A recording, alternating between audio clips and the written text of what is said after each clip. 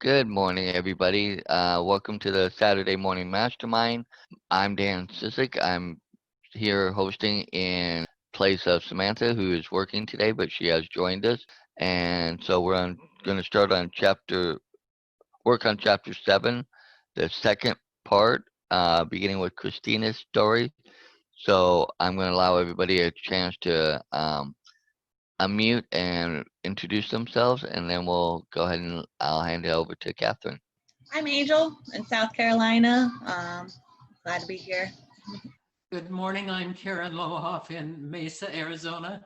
Hey guys. Anyway, I'm Samantha and I'm broadcasting to you from my dump truck today. Awesome. And I'm Katherine in Shawnee, Oklahoma. And we're excited because this is the first time Lori's been able to join us with her voice. It looks like you're on here twice unless we have two different Loris on. So Dan, you might have to help with the muting of those lines. We are missing Sandy this morning, but she had a patient. So we're happy that she's getting some work down there, but we're going to miss you at the same time. So we always miss, we have members that were with us for years, and I miss everybody that's ever been on. I pretty much miss them not being here. So if you're ever watching one of these videos, come back and at least visit with us, even if you don't join us regular again. Come say hi. So we are on the second part of chapter 7 in Your Soul's Plan by Rober Schwartz. And this book, if you haven't seen any of the previous recordings, the main concept of the book is that as eternal beings, as souls, we live many lifetimes and often together in soul groups. And that we get together before we incarnate into a body. We get together and we kind of, plan out and discuss what's going to happen, who's going to play the good guy, who's going to play the bad guy, that sort of thing, figure out the plot of the story. And then we incarnate and we forget everything that we planned. And so we're down here freaking out and, doing Saturday morning masterminds, trying to figure out what the hell's going on. So that's pretty much how it goes, This book, he has vetted, true psychics and mediums that have proven gifts, and he communicates through them about people's past lives. And who we're going to talk about today is Christina, and she pre-planned a pretty horrific accident that, of course, changed everything for her. And that's, for some people, the thought of pre-planning brings comfort, and for other people it doesn't, because they still can't get past, why would I, make myself go through such a thing? So there is some forgiveness, self-forgiveness, laying down judgments about what you perceive as being, quote, bad behavior from someone, because that, quote, bad behavior is actually there for a reason, to stimulate somebody else's good behavior, if that makes any sense, or to give us something to compare against. Like they're always saying, if you don't know sweet, you don't know salty, or whatever, like you have to have something to compare it against. So did you guys read the second part of this chapter or listen to it? And what are your thoughts about Christina? Now, the next chapter, chapter 8, is really just a conclusion. So I'm guessing we're going to move into that next week. And then we're going to be working on a new book pretty soon. But come on out and tell me what y'all think about Christina's story. I'll throw out the first little bit that I got out of it. Well, to me, the whole horrific part of, getting her, part of her hand, losing a couple fingers and having the, bomb go off right there as she's reaching in to open it because it's there, and it wasn't a normal package or something like that, if I remember right. And so, that's why she reached it. But what gets me is the part that, as it's talking in a little bit of the preface of, getting into her story. It, the second paragraph says Christina's has been a voyage from anger and guilt to peace, forgiveness, and gratitude that she has been able to transform her suffering so completely and use it so positively is due in part to her understanding of pre-birth planning. She realized long ago that she herself planned the accident that forever changed the course of her life, and she knows why she created that plan. And and that by doing that, it led her into a new career, which has fulfilled her pre-birth desire to bring healing to many. So in that, it's interesting to know that she actually is cognizant of the fact that she pre-planned all this, that she's accepting of it, that she's not at odds or quarreling with herself or trying to make sense out of the chaos as to why this, and not even going to the pity place or saying why me, why not somebody else, why did. So that's what kind of got me when I was first beginning to read this. I haven't finished all of it, but that's what came out for me at that part of how understanding and how accepting she is of it. And I wonder if there are enough other people out there that are that way, or if it's based like me. I've never heard of this until now. Until we started this book. I have always believed that we're eternal souls based on what I believe and but I've never looked at it in this context. So that's what I got out of it. If anybody else has anything, unmute and let us know.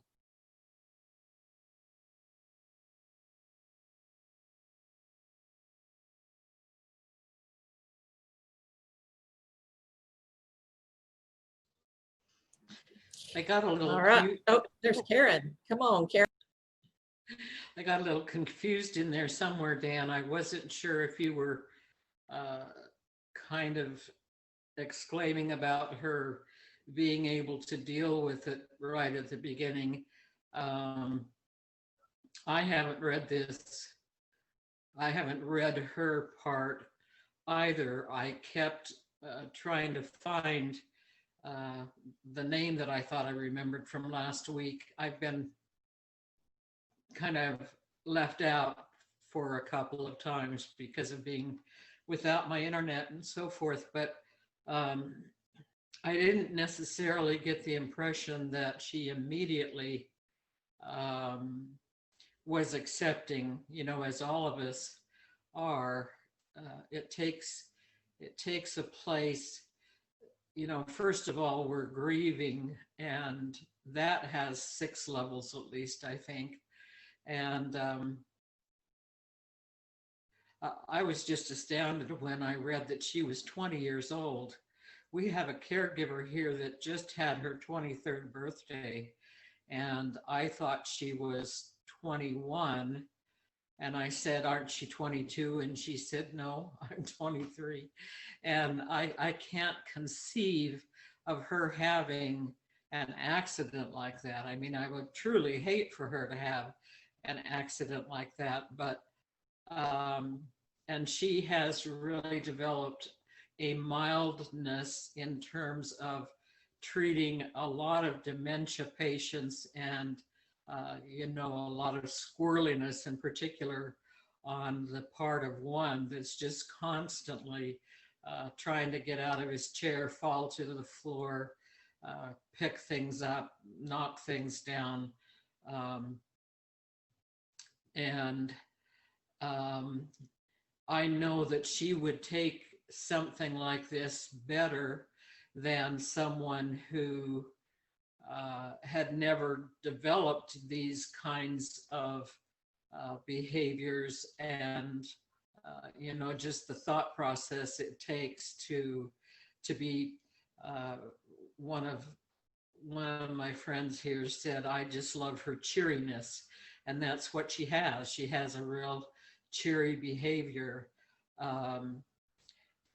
But when you think about people who come back from the various wars that we've had, just in the last, well, I guess it's a longer period of time than I'd realized, but in the last 50 years, that, that you can tell that they've been blown up by grenades or mines or things like that, because they're wearing the legs and the shoes and the hands and the arms and all that kind of stuff. And they do it with,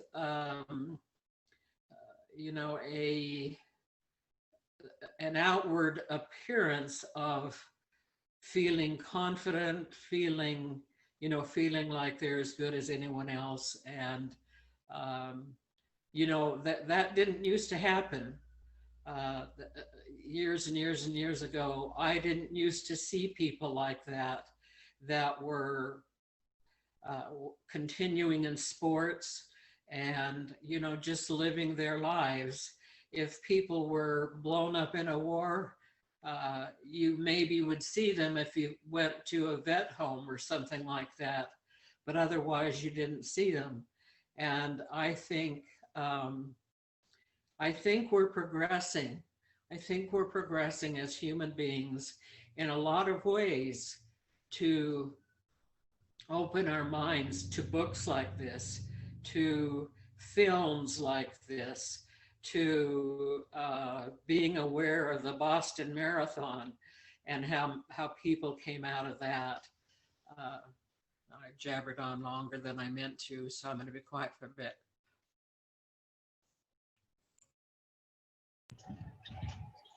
Can you hear me? Am I unmuted? Yeah, we Hear can. me? Okay, cool. Oh, don't forget to put my bed down. I'm feeling like with this chapter, there's so much that can be said about Christina and her story, and actually this book at the very beginning has a prologue in it, and it talks about the Christina's situation of how she went down to check her boss's mail, and there was a time sensitive or a touch sensitive bomb that was in there that blew off some of her fingers and blasted her against the wall, and she was filled with all kinds of shrapnel and wood jagged pieces and everything, and all of the tough everything that she went through physically to overcome this horrific incident. And, and I'm kind of reminded with this book of, a lot of religious beliefs believe that things happen for a reason. And come back around to that, everything happens for a reason kind of a thought process when we're looking at this. And I think that with Christina, and I didn't realize either that she was as what you just mentioned, Karen. I didn't realize she was in her 20s. But I remember when I was younger, I had kind of more of a positive, if you will, attitude about when bad stuff happens. Like my husband was in a really bad motorcycle accident when we were in our 20s, and the kids were like 2 and 4 years old. And it was horrible. It was horrible for us to go through that experience. But yet at the same time, I was never like angry at the driver that had pulled out in front of him. I just kind of was like, okay, this shit has happened. It sucks. We're all going through it.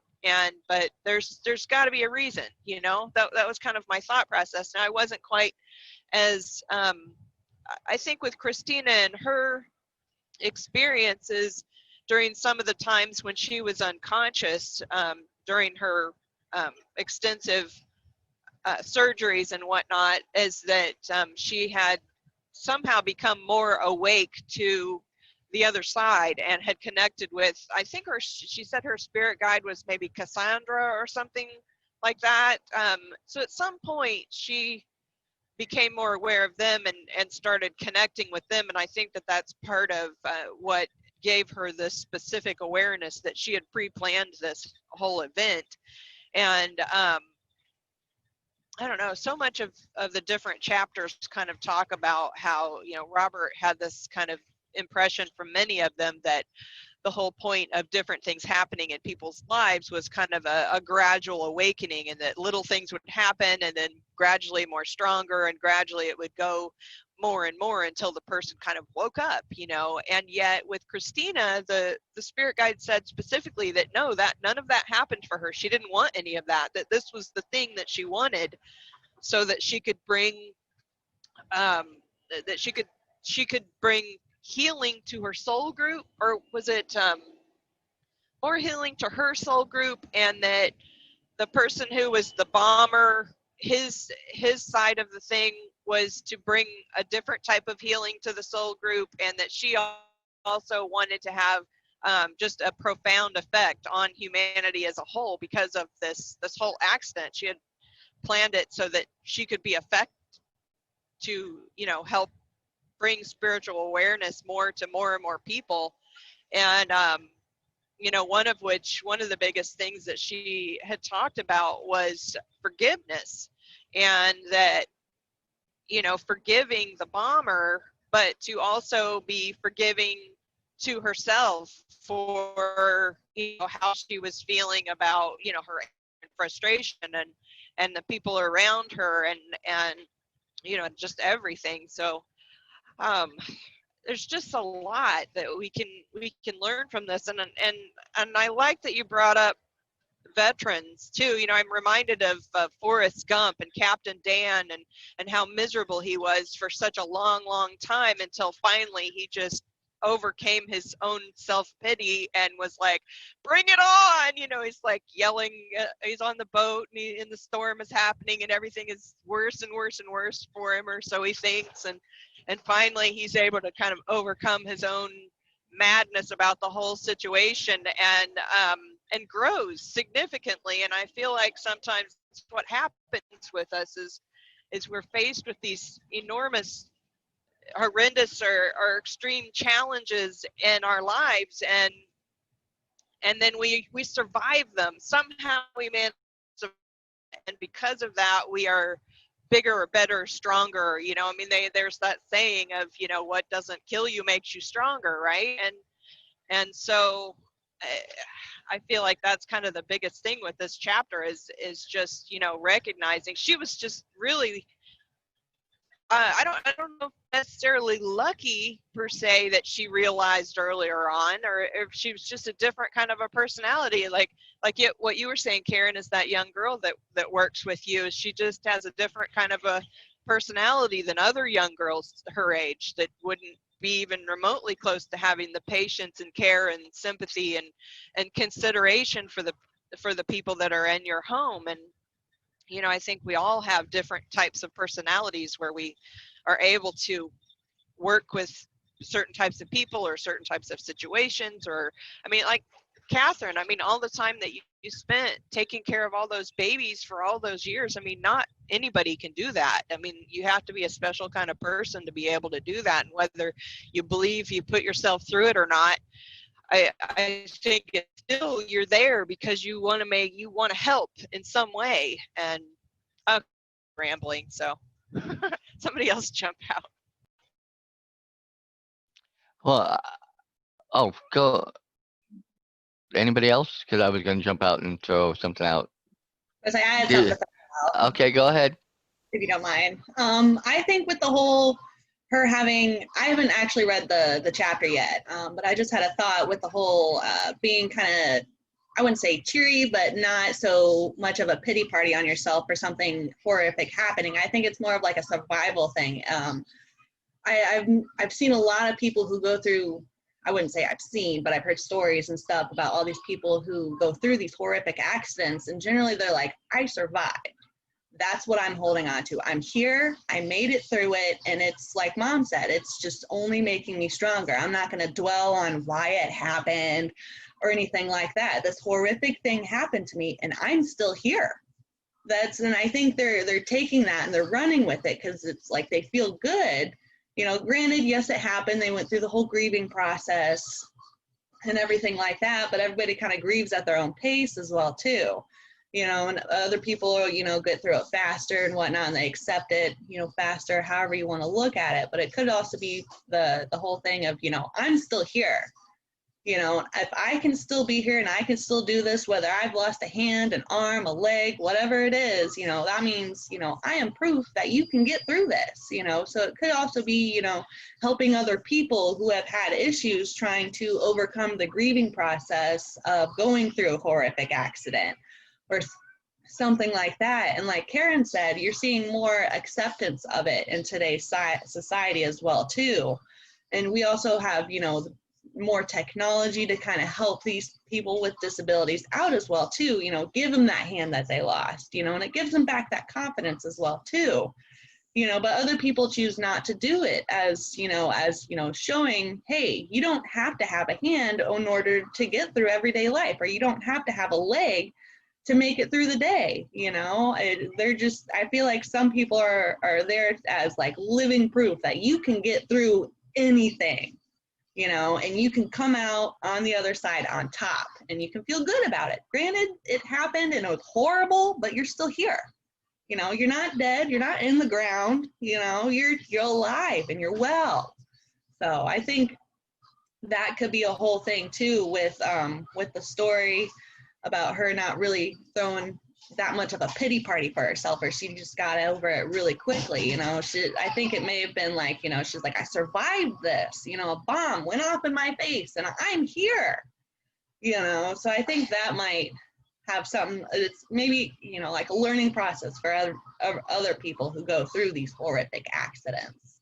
So that's what I thought. Okay, I'll throw my little bit out because I agree with, basically a lot of what you and your mom were saying and stuff like that. But yet then we have the people out there that are the ones that do have those pity parties and do go on and on forever and you're almost like looking at them like, why can't you get past this and stuff like that? And that might be, go back to the pre-birth planning of, and they're still trying to work through those things. But going back to what you were talking about with some of technology and everything, in the book it says that, well, I'll read the beginning. It says people pulled Christina from the debris and carried her outside, and it was raining. This really beautiful, cool rain, she recalls, which is interesting how she specifically remembers that, the cool rain. So I'm wondering if in that sense her body was just so on fire because of pain that the rain somehow at that moment was part of what she focused on to help, yeah, put that burn out a little bit or help it be manageable for her. That's something that really popped out at me, that wow, she was able to take that and use that and kind of channel that. But it was, but the interesting part on it was, the man who had been unable to recognize her because he couldn't recognize her because of all the shrapnel and everything, um, applied pressure to critical points on her body, in all likelihood saving her life. And in here it says coincidentally, and this will lead to the point I'm getting at, he had recently read his wife's nursing books and learned the location of the major pressure points. And he goes, I have no idea why I read them. He said to Christina, I was just bored one day. So to me, that's not so.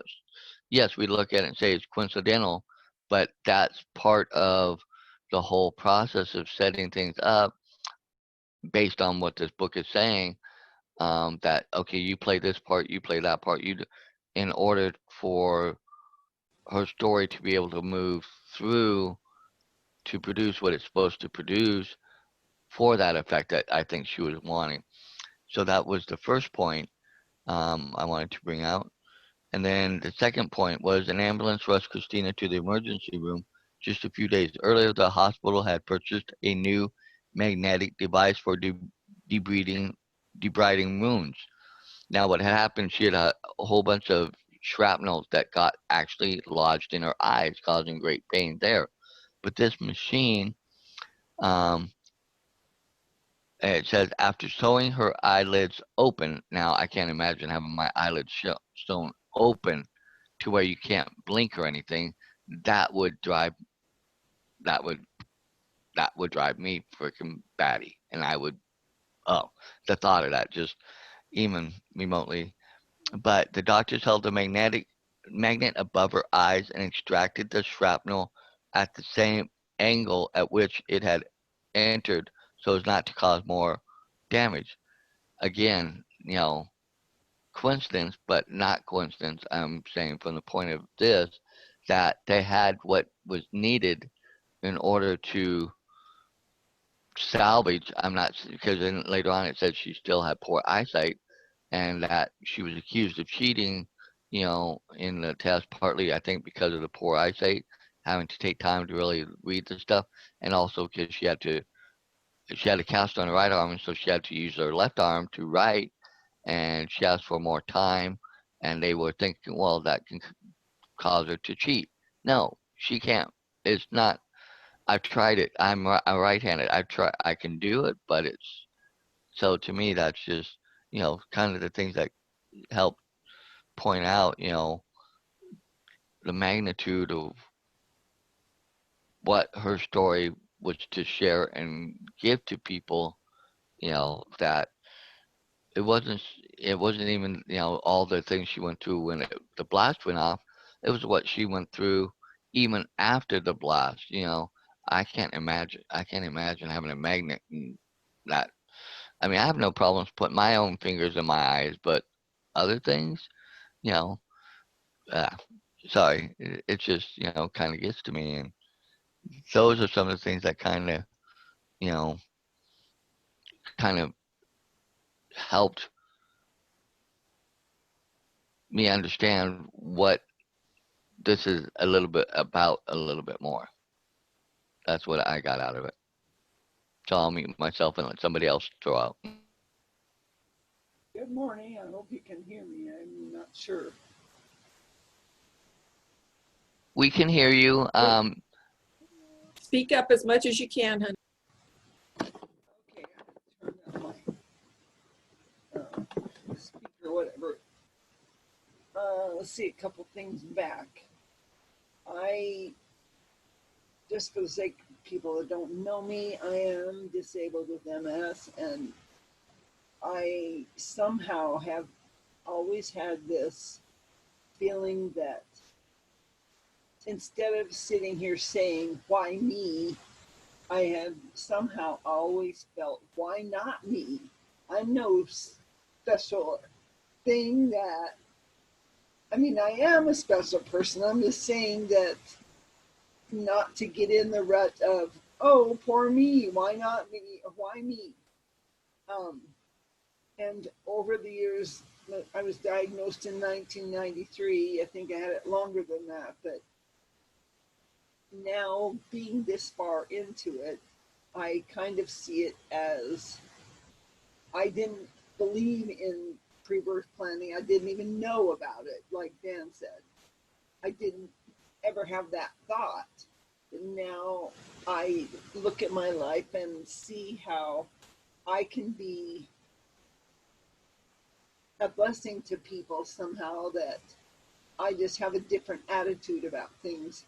I go in the grocery store and the tremors in my hands trying to get something off the shelf, and I said, I'm job security for all the people that work there and face the shelves. And whenever I see somebody working there, I'll say, I'm job security for you, just whatever.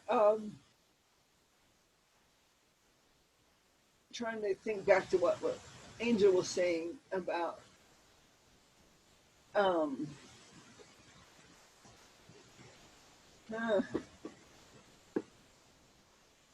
anyway,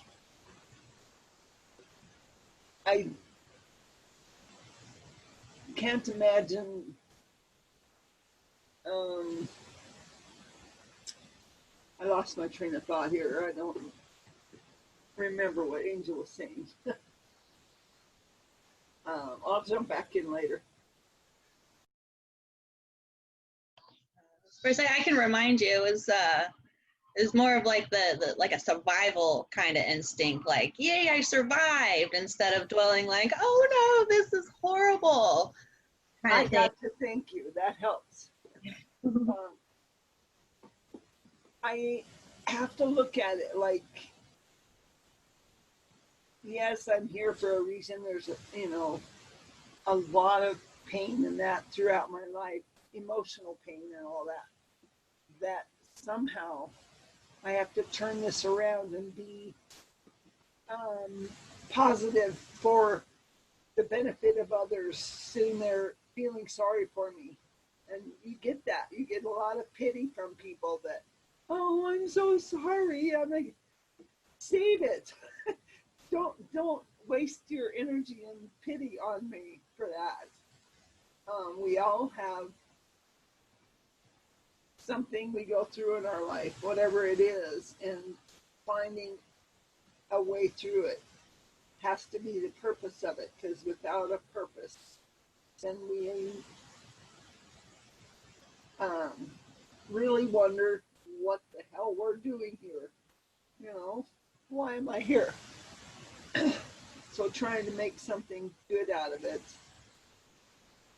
And I only wish my children, we've gone through a whole other incident that's not even comfortable to talk about right now, even all these years later. When you have made choices in your life that, this is going to be confusing if I don't say something, that having chosen to divorce their dad, my two children's dad, and then choosing to marry someone else who 8 years into it you find out was a pedophile or is a pedophile and abusing your children, and now have your children all these years later not find any forgiveness for me or for the situation, or they don't even talk to me, and they don't even recognize or acknowledge my decisions in MS, choosing not to go with the big pharma and take this medication. Oh, and then I have 10 other side effects. So to just avoid that whole added stress on my body, they just don't understand why I am refusing all of that. So to not find forgiveness is another soul purpose, I guess, and just so important to do that for yourself, to not be mad at why did I choose this path, if that is this philosophy of this book, that you chose that before birth, then you really have to ask yourself why, what, so to find a purpose in everything. So it's just amazing for me to be even talk about this without bawling my eyes out. Maybe it's a good thing I don't have video on here. I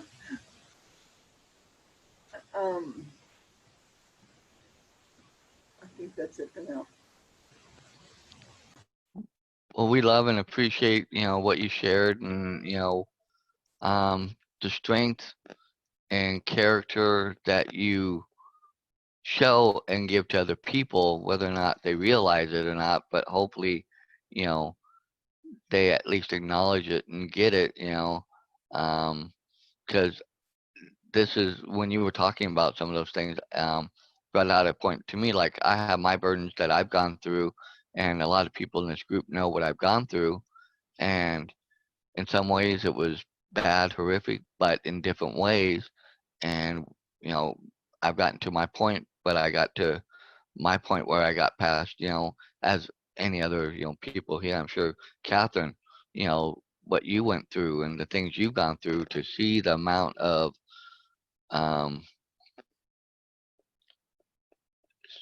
best way I think I can say is self-love and forgiveness to yourself, to be able to where you are and the strength that you exude. Same thing with you, Lori, the strength and what you exude out to people. I hope that people realize that and get that and take that. Um, but I'm also going to read it. I'm hate to keep using the book, but it brings out points I'm trying.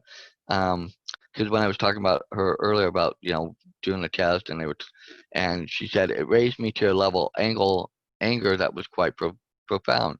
And she then says much of that anger she knew was not with the professors, but rather with the accident itself and the person who planted the accident. And I think if we go back and get back to the core of you know where our anger stems from and what it's about. Um, like for me with my real mom and stepdad, I had to get back to that it was not them per se. I'll use a term kind of in a lot of ways hated for a lot of years.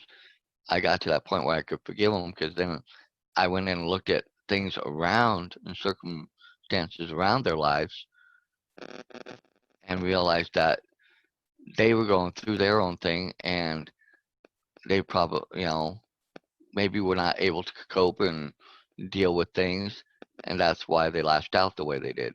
I'm sure Karen's had her moments where she sat there and, you know, got mad because of, you know, getting kicked off that horse and stuff and things like that.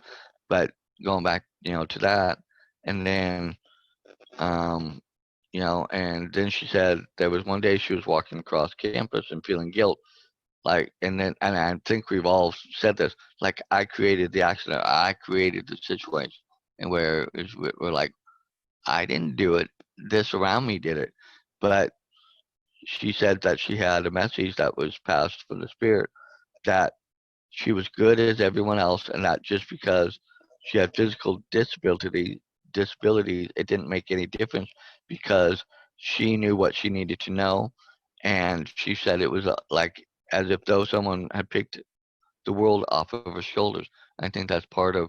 I think if we all are honest, when we've gotten to that point, it takes that load off. It takes that burden. It takes that, and flips the picture, so to speak, and gives us that ability to re-examine and relook at what we're doing and why we're here and how to move forward. But I don't think everybody gets that, and I think that's one of the key things I get out of this, a lot out of this chapter.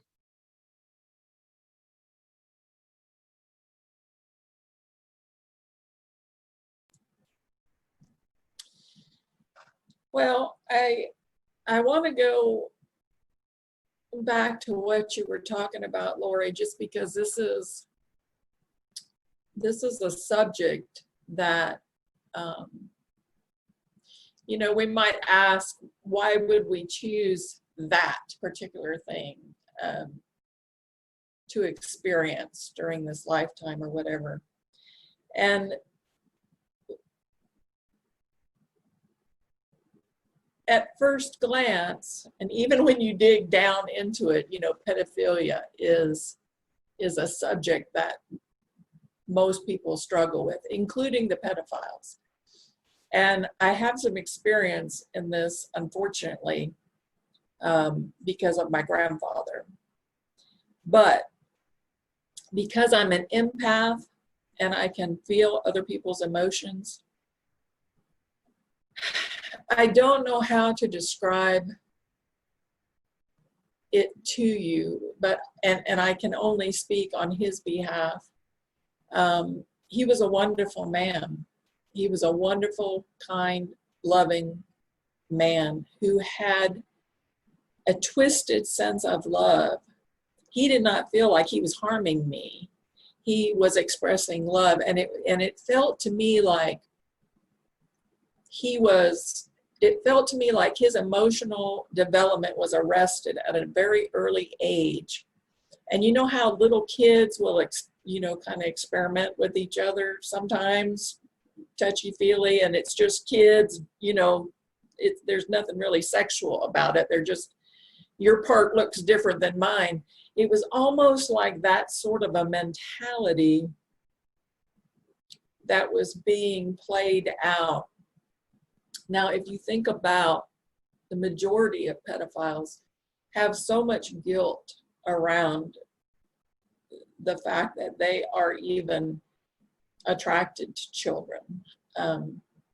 Some of them don't seem to have any problem with it, and those are probably the ones that we have the hardest time understanding. But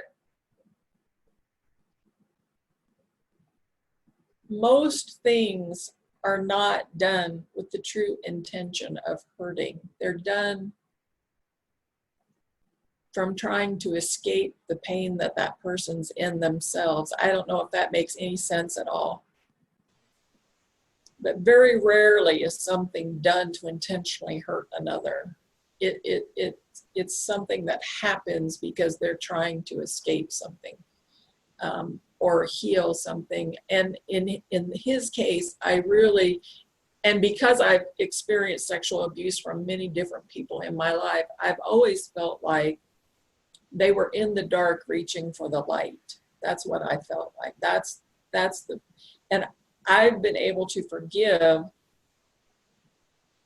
because it's just really easy for an empath to understand the other person's side of it. I don't know, that sounds sort of sick, and I'm not in any way, I have to say this, I'm not in any way condoning somebody to stay in an abusive relationship or allow, anything like that because you, quote, love them. We can love somebody and not have to live with them. So I just want to be very clear about that, or, not allow inappropriate behaviors or whatever. We can still love and forgive somebody and not allow things that are inappropriate.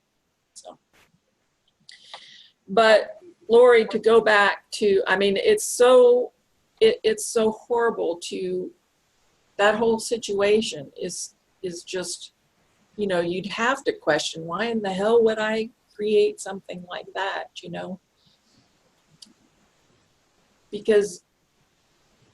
but look at what it's teaching so many different people. And we think, well, couldn't they have learned another way? Evidently not. I don't know.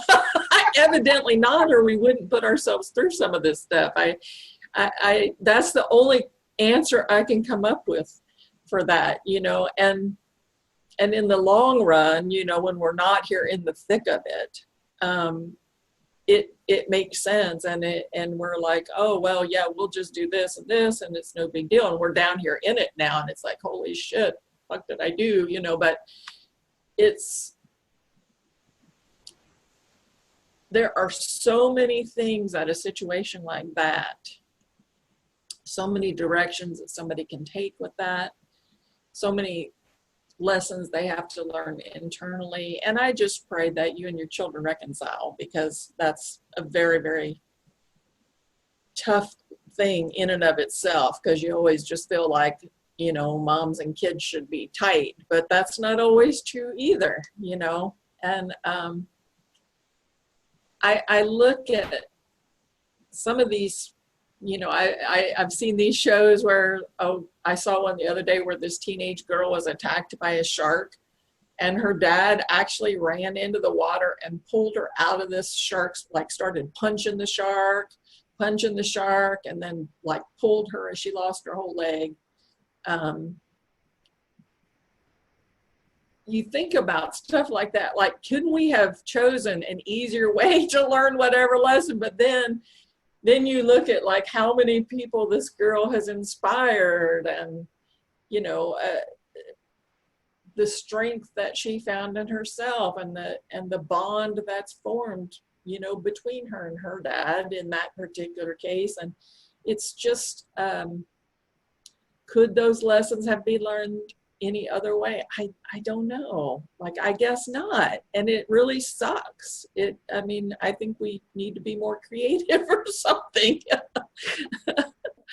Yeah, I didn't mean to turn this into a therapy session. I appreciate that aspect of it.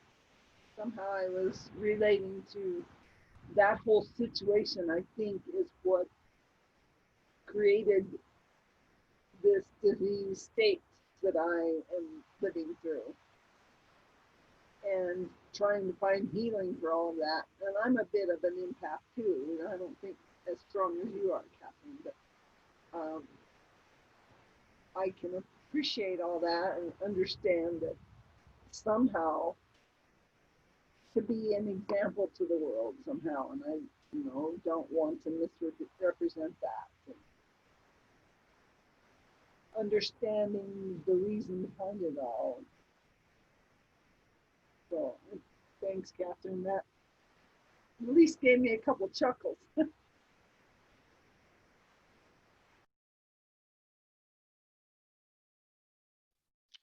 Um, I just will.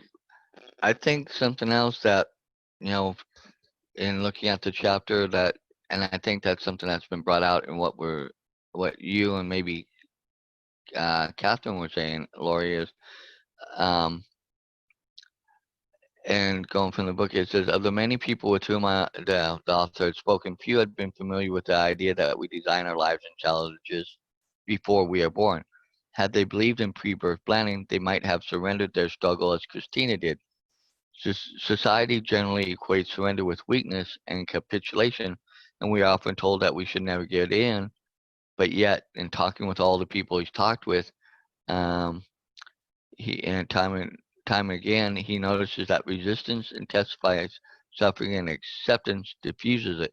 And I'm wondering, with that, you know, um, and when I think when they're saying accepting it, I think it means accepting the fact that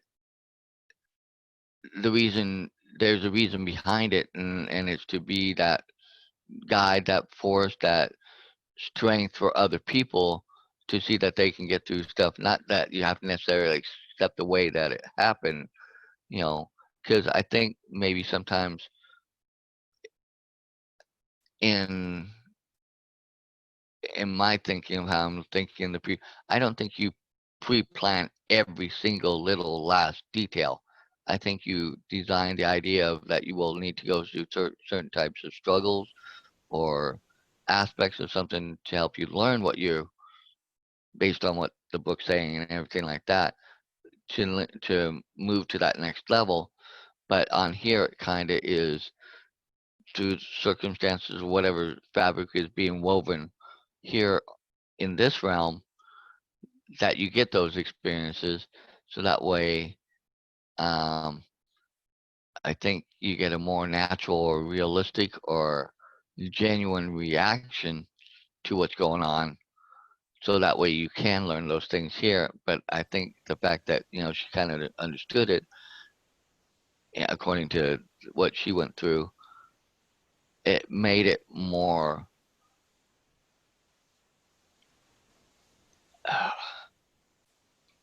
made the transition, or I can't think of the right word to say, but able to move forward, I guess, is the best way to get to where she felt she needed to be for herself as well as for those out there who she feels that she was going through this for, to help make an impact,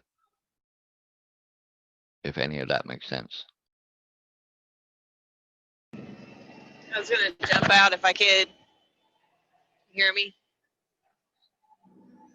Okay.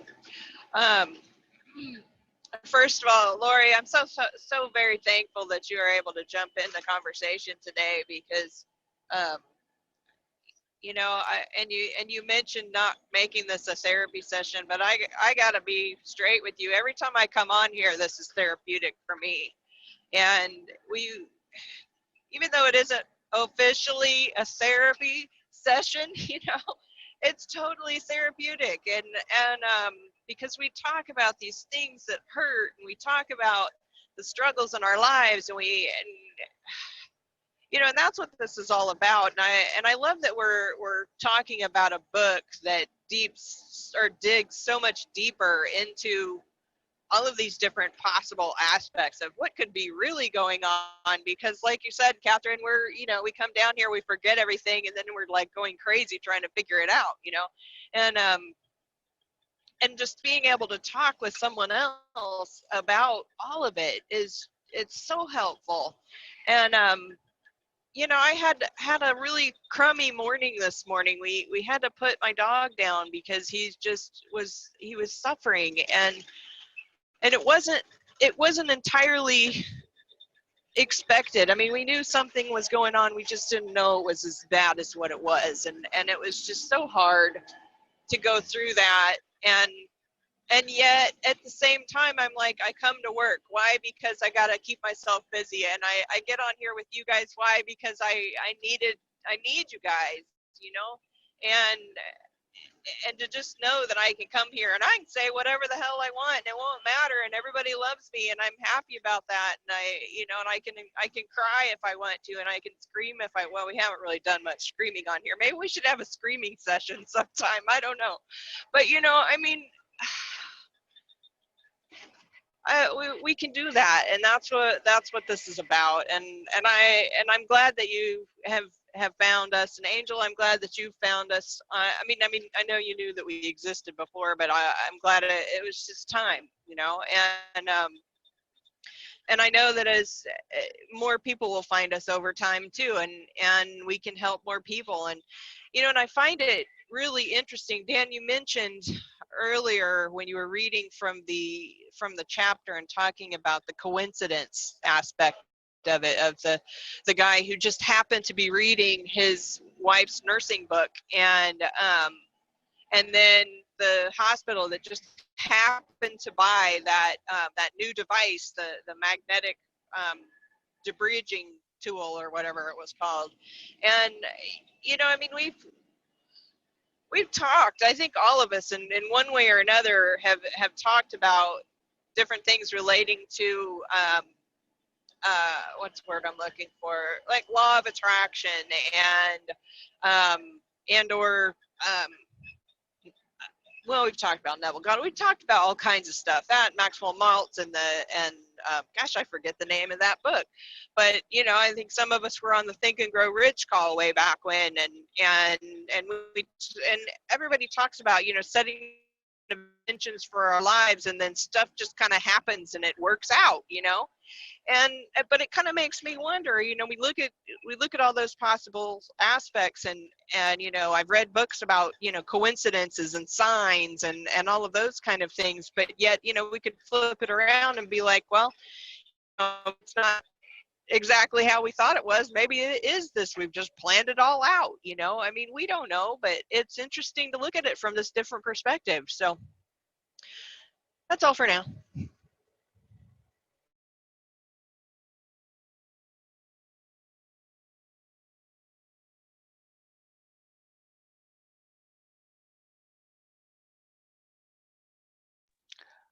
Okay, I'll throw something else out. Going back to what I was talking about earlier, in about the suffering and everything, I think Christina makes this point. She says she also received a message that suffering brings an energetic balance, and I think Catherine will probably, agree with that. That the yin and yang, or however you want to call it, in life, that if you have too much things just kind of going on a keel, it just kind of, but if you have the highs and lows, they balance each other out to give you the perspectives and the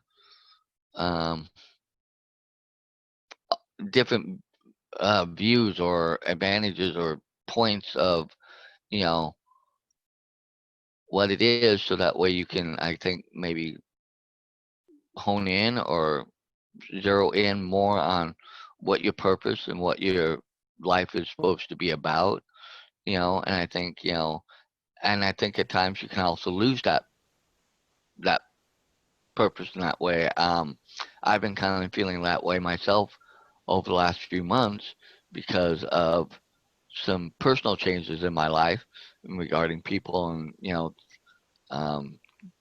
aspects of people I care about. And I almost feel like,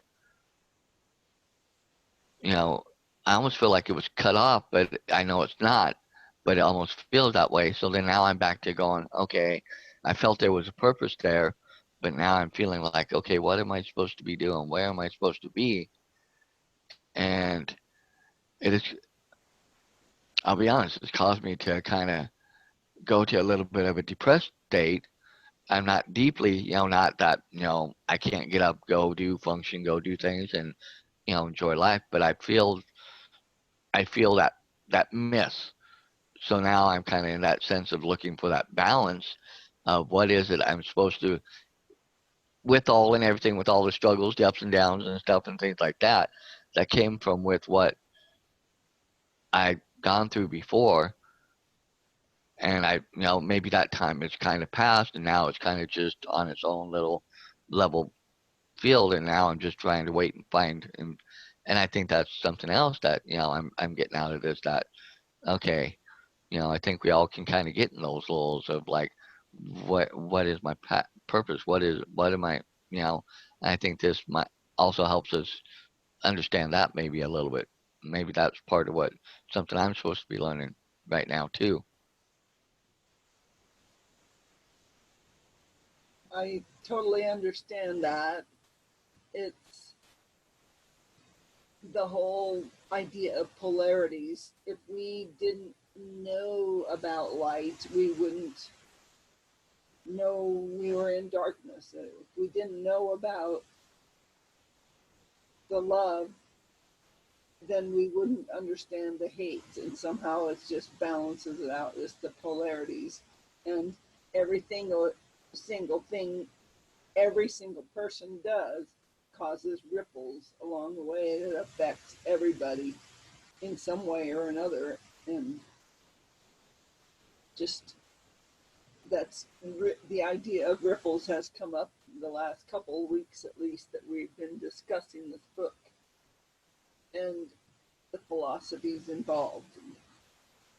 I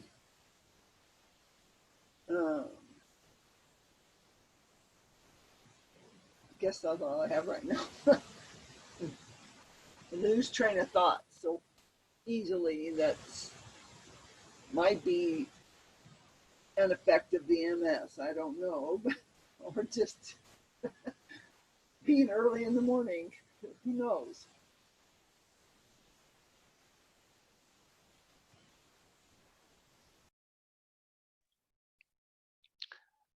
Well, oddly enough, we're at the top of the hour. This hour has flown by for me. So with that, um, if anybody has any last words or thoughts or ideas, go ahead, jump out and share that, and then we'll wrap this up and continue on with this chapter next week. Well, I just want to jump out and say there's a lot of people feeling lost right now in the world. And, partially because of this COVID situation that we have going on, a lot of people have been disrupted from their normal employment, and now they're trying to figure out, what do I do? I'd like to think this is a way of spirit guiding us back to more of what we were meant to do, as opposed to what we got here and decided we had to do to pay the bills. So if you don't know where you want to be or what you want to do or what you're supposed to be doing, ask. Ask for some signs, ask to be led, and then watch and listen and see what kind of shows up for you. And even if it's, something totally strange that you've never encountered before, go ahead and follow that rabbit hole a little bit. It doesn't mean you have to stay down there, but don't be afraid to explore different things, because you don't know. I'm being led in areas that I wouldn't have imagined I would have been led to. So you just never know. I don't think there is coincidences. I think there's synchronicities. And that's just a little bit, for me, that's like a fiction book that's been written, that just days before she has this accident, the hospital gets the exact equipment that it needs to save her eyesight, because she would have been blind forever probably, right? So I just, that's not a coincidence to me. It's too well planned. So take this time to ask, to delve into some things and try to find something that brings you happiness, you know. And there's a lot of people out there that need help right now, and there are so many ways to serve in our current environment that I just can't imagine. And that doesn't mean you have to just dedicate your whole life to, you know, serve yourself as well. But I spoke to someone, a man that I have tremendous respect for. Like, when I think of this man, I think saint, right? In my head, I think this man's a saint. And his wife has a brain tumor. She has glioblastoma. And she's had it now for a couple of years, which is unheard of.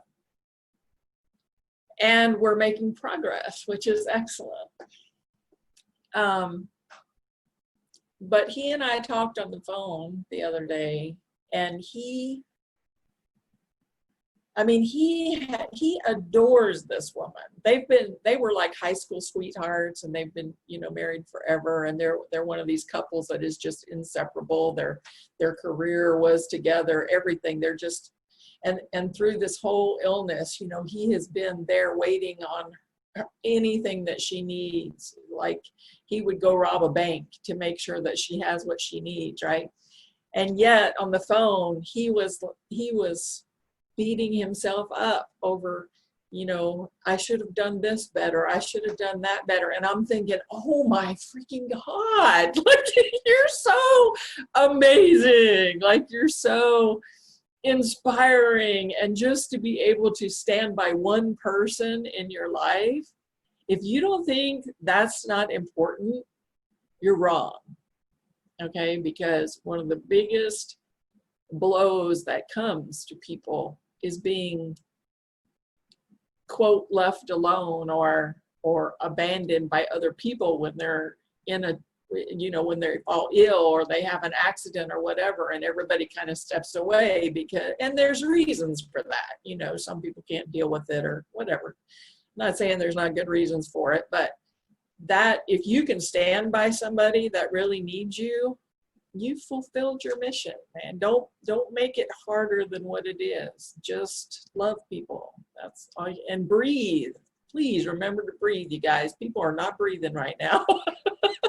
So breathe. And when you breathe, you know, there's a way that the yogis breathe. If you guys aren't yogis, then they breathe slowly in and they kind of hold it there, and then they breathe slowly out and they kind of hold it there. And those hold spots, that's whether you hold it at the top or the bottom or both, that's a still point. That's a point of peace and balance. So go there often.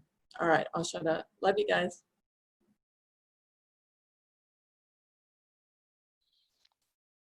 Anybody else?